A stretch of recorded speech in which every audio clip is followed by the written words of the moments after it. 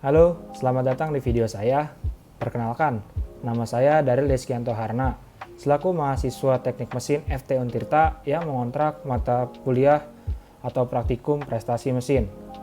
Tujuan saya membuat video ini adalah lanjutan tugas dari modul mesin refrigerasi. Oke, langsung saja masuk ke materinya. Yang pertama mengenai sejarah mesin pendingin. Mesin pendingin mulai berkembang secara ilmiah sejak abad ke-17, dimulai dari penelitian tentang pemantulan melalui efek panas dan dingin yang dilakukan oleh Robert Boyle di Inggris dan Mikhail Lomonosov di Rusia. Kemudian, pada awal abad ke-18, William Cullen menemukan terjadinya penurunan suhu pada saat etil ether menguap. Cullen bahkan pada tahun 1755 berhasil mendapatkan sedikit es dengan cara menguapkan air di labu uap. Murid dan penerus Cullen, yaitu seorang Scotland yang bernama Joseph Black, berhasil menjelaskan pengertian panas dan suhu sehingga sering dianggap sebagai penemu kalorimetri. Oke, kita sudah mengetahui tentang sejarah mesin kompresi uap. Sekarang saya akan menjelaskan tentang proses siklus kerja dari mesin kompresi uap. Proses yang pertama adalah proses kompresi. Nah, pada proses kompresi, refrigeran ditekan dalam kompresor sampai kondisinya menjadi cair dengan temperatur yang tinggi. Gas refrigeran dalam evaporator yang dihisap oleh kompresor akan membuat tekanannya tetap rendah di dalam evaporator. Dan untuk membuat cairan refrigeran menjadi gas secara dinamis pada temperatur yang rendah, maka tekanan gas refrigeran ditekan dalam silinder dan berubah menjadi tinggi sehingga temperatur dan tekanan naik.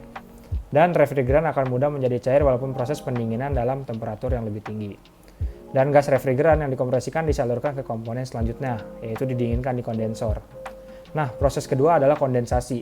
Pada proses kondensasi, refrigeran dirubah dari gas menjadi cair dan didinginkan dari temperatur yang tinggi di dalam kondensor menjadi temperatur yang lebih rendah.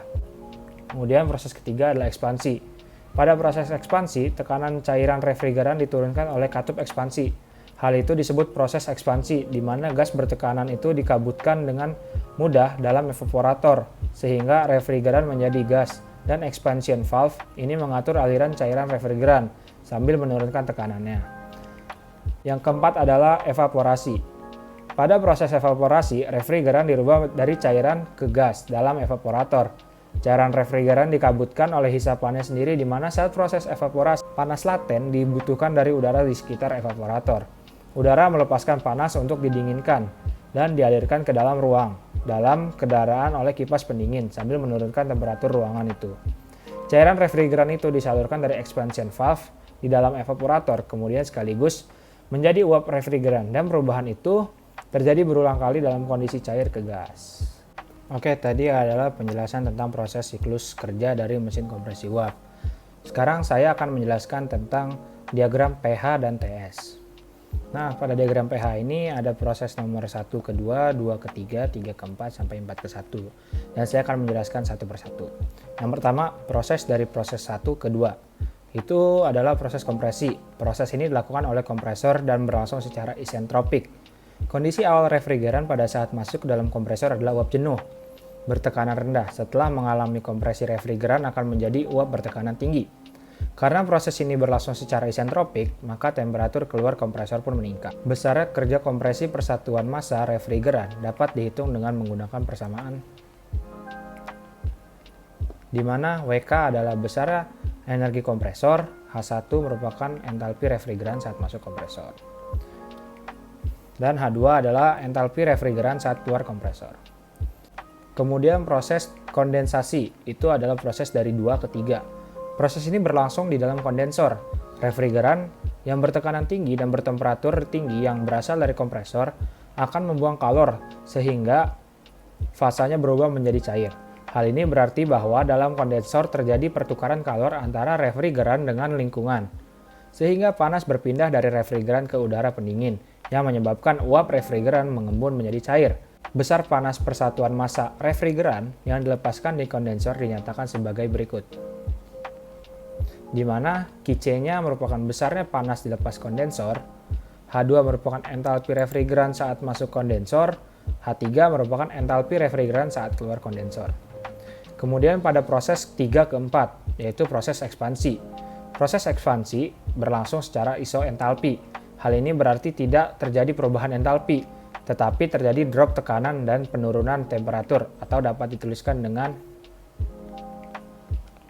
proses penurunan tekanan terjadi pada katup ekspansi yang berbentuk pipa kapiler atau orifice yang berfungsi untuk mengatur laju aliran refrigeran dan menurunkan tekanan.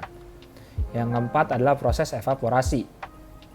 Nah, proses ini berlangsung secara isobar isotermal, tekanan konstan, temperatur konstan di dalam evaporator. Panas dari dalam ruangan akan diserap oleh cairan refrigeran yang bertekanan rendah, sehingga refrigeran berubah fasa menjadi uap bertekanan rendah. Kondisi refrigeran saat masuk evaporator sebenarnya adalah campuran cair dan uap. Besarnya kalor yang diserap oleh evaporator adalah ini dia. Di mana Qeva adalah besarnya panas yang diserap evaporator, H1 adalah entalpi refrigeran saat keluar evaporator, H4 adalah entalpi refrigeran saat masuk evaporator. Selanjutnya, refrigeran kembali masuk ke dalam kompresor dan bersirkulasi lagi. Begitu seterusnya sampai kondisi temperatur ruangan yang diinginkan tercapai. Baiklah, tadi sudah saya jelaskan mengenai sejarah, siklus kerja, sampai penjelasan diagram pH dan TS. Itu saja yang dapat saya sampaikan. Bila ada salah saya mohon maaf, dan bila ada ilmu yang tidak tepat bisa dikoreksi di kolom komentar. Terima kasih. Wassalamualaikum warahmatullahi wabarakatuh.